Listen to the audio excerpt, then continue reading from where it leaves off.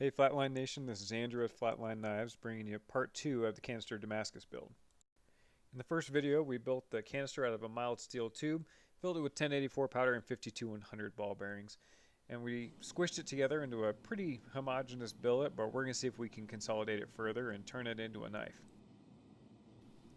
Here you can see a bunch of the ball bearings sticking out and the 1084 powder is holding it together pretty well. We're going to pull it out here in a minute, we're going to flux it and see if we can reconsolidate it.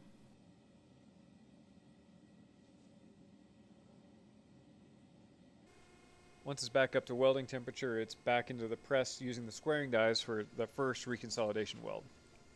I committed the same critical mistake that I did with the can in the first place by squishing too hard on the one side and creating these little flares I didn't want to press back into the billet and create some cold shuts. By this point I was pretty well committed to that mistake, so I decided to just let those edges go, expecting to have to grind or cut them off later. Here you can see me consider squishing on those ends, and I thought better of it. It's probably for the best. Yeah, that's kind of what I was expecting was going to happen. All those cracks kept opening up, so I ended up taking it to the grinder and grinding all those cracks out so they wouldn't propagate, and then I was able to continue forging it into a billet. What was left after I ground those cracks out was really a good bar of steel, so I decided to keep using it and keep moving forward with the project.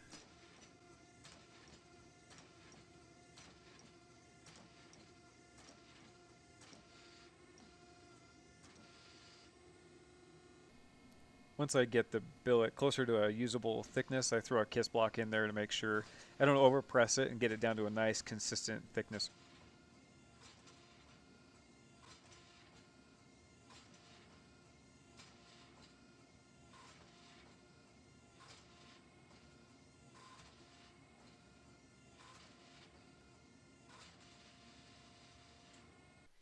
Here we go, not half bad. It's better than I thought it was going to be, honestly, but we'll see what we can turn it into. It's got some pretty deep gouges left from some forge scale on the billet that got pressed into it, so about half of the billet looks really good and the other half is a little rough. Here's a quick dip in the acid. You can see the tip there where it's only 1084 powder, but the rest you can see the ball bearings is the dark spots and 1084 is light. So after looking at the billet on both sides, I decided I didn't have enough metal to make a good knife out of that single billet, so I decided that we needed to go one step harder and turn this into a SAN-MAI construction. So to do the SAN-MAI construction, I took the billet and I cut it in half and I cleaned up one side of both billets to sandwich onto a piece of 80 CRV2. Here's that magnet trick again. It really does help when your bar is about 2 inches wide, same width as the platen. Stick a magnet on there and gets everything pretty straight.